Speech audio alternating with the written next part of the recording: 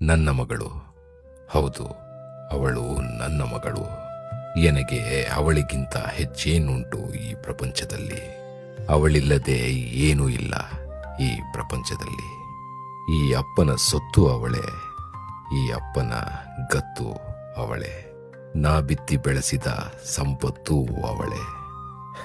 ನನ್ನ ಜೀವನದಲ್ಲಿ ಮೊಟ್ಟ ಮೊದಲು ಅವಳು ಅಳಿಸಲಾಗದ ಅತೀವ ಸಂತಸವ ಈ ನನ್ನ ಮನಸ್ಸಿಗೆ ಕರುಣಿಸಿದ್ದು ಅವಳು ಹುಟ್ಟಿ ನನ್ನ ಕೈ ಸೇರಿದಾಗ.